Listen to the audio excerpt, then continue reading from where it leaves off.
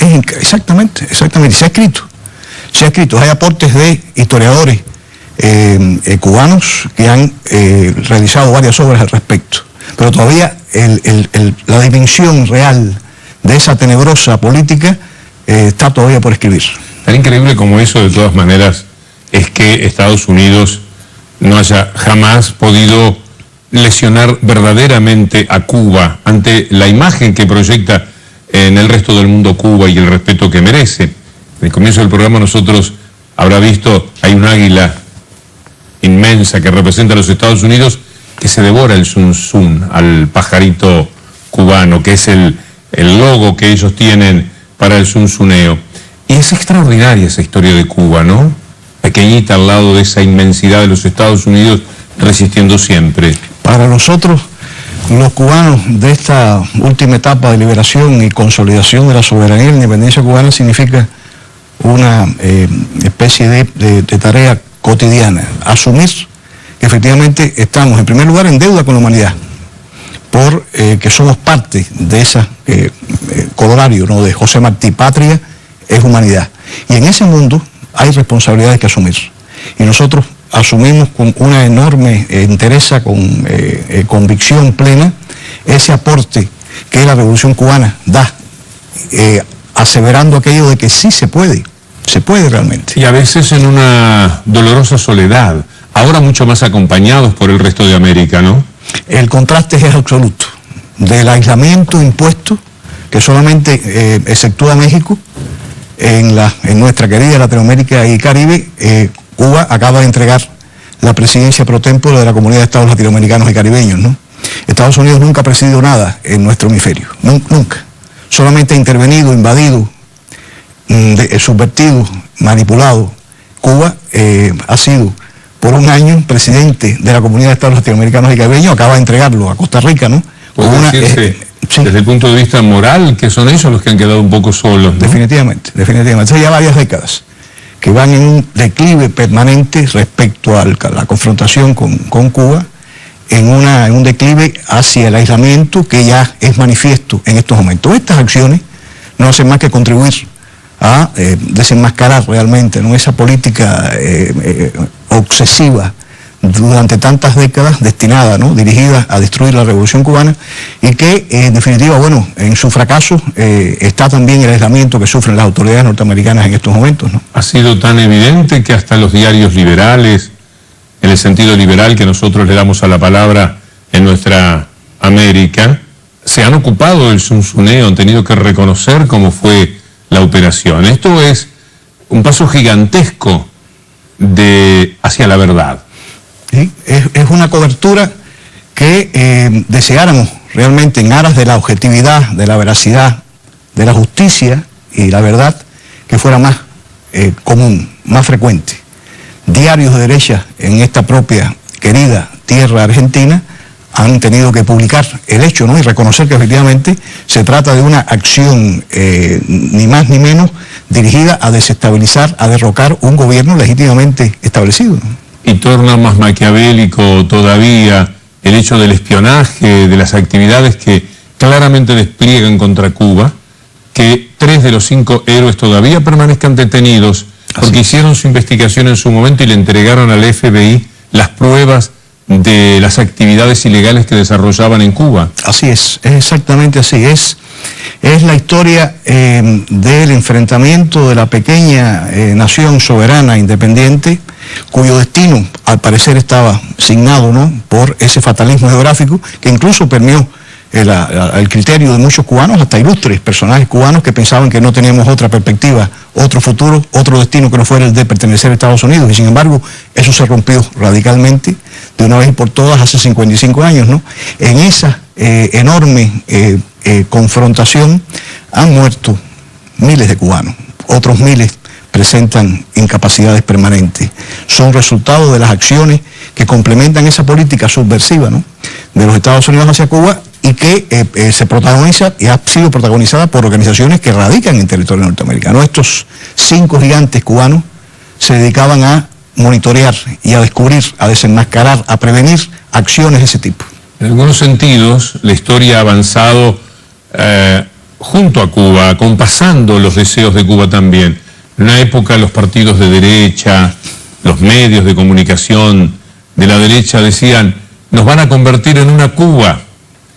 Y muchos políticos, hasta de la izquierda, procuraban no identificarse demasiado porque la idea los perjudicaba. Hoy día hacen frente a todo esto abrazándose a Cuba. En efecto, el ejemplo yo creo más cercano y contundente ha sido este que referíamos hace un instante de la presidencia pro tempore cubana de la Comunidad de Estados Latinoamericanos y Caribeños, organización que por primera vez agrupa a los 33 naciones soberanas de nuestra Latinoamérica y Caribe, ¿no? En cuyo desempeño Cuba fue acompañada por todas esas naciones, algunas de signo de derecha, sin duda, en sus autoridades, en su gobierno, pero que sin duda supieron comprender y supieron acompañar el enfoque de que una de nuestras fortalezas precisamente es la unidad en la diversidad. ¿Acaso sea un premio para lo mucho que a través de científicos, médicos, etcétera, en América como en África y en buenas partes del mundo, Cuba hace por la salud, por ejemplo? La semana pasada en la Argentina se conocía algo que tiene que ver con aquellas enfermedades como el dengue, el mal de Chagas, etcétera, que con las técnicas aplicadas, aprendidas con Cuba, han permitido notables éxitos en la Argentina. Así es. Embajador, el gusto de siempre. Muchas gracias. Gracias a ustedes. El embajador Jorge Lamadrid Mascaró.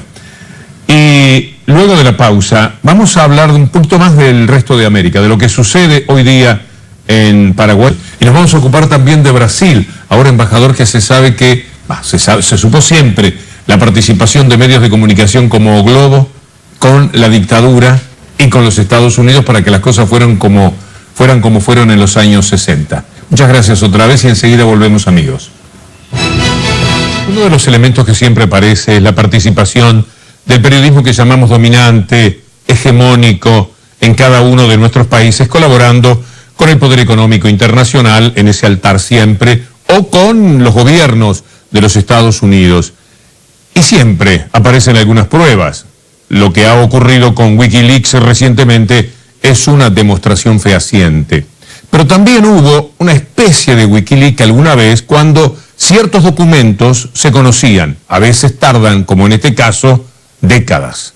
En estos días trascendió un mensaje enviado por el embajador de los Estados Unidos en Brasil, Lincoln Gordon, que lo fue entre 1961 y 1965, en el que le cuenta al Departamento de Estado cómo Roberto Marinho, el dueño de O Globo, mandaba más que el propio presidente de entonces, Castelo Branco, que lo fue entre el 64 y el 67, cuando el golpe de Estado a João Goulart. Entonces Lincoln Gordon le cuenta al Departamento de Estado lo que ustedes van a ver en esta placa, que es altamente demostrativa de cómo ocurrían las cosas entonces. 14 de agosto de 1965, cable de la Embajada de Estados Unidos en Río a la Secretaría de Estado en Washington. Hace algunos meses que Marinho está convencido, él, el dueño de O Globo, de que la presencia de Castelo Branco por un nuevo periodo como presidente es indispensable para garantizar la continuidad de las políticas actuales, que por supuesto eran las que le servían a la dictadura y al propio Marinho, y evitar una crisis desastrosa, es decir, algo que socavara ese poder de la dictadura. Marinho, sigue contando Gordon, tuvo una conversación privada con el presidente en la que encontró a Castelo muy reticente a cualquier forma de continuidad de su mandato o reelección. Pero Marinho, el dueño del Brasil, el dueño de O Globo, quería que Castelo Branco continuara al frente. Hay otro comunicado más, muy interesante también, 14 de agosto del 65, seguimos con esa fecha. Marinho obtuvo autorización para sondear la voluntad del embajador Juracy Magalhães mientras estaba en Washington para volver a Brasil como ministro de Justicia, y aseguró que lo haría después de las elecciones de octubre. Es decir, Marinho estaba tratando de organizar el gobierno de Brasil a su gusto. El propósito era tener a Juracy Magalhães cerca como posible candidato alternativo y mejorar el funcionamiento de este ministerio tan importante, cuyo director actual es Milton Campos, alguien absolutamente respetable, pero completamente anticuado y mayor, decía Roberto Marinho, el dueño de O Globo, ya entonces dominando todo. Imaginen el poder que ese hombre acumuló desde la dictadura hacia aquí en todas estas décadas.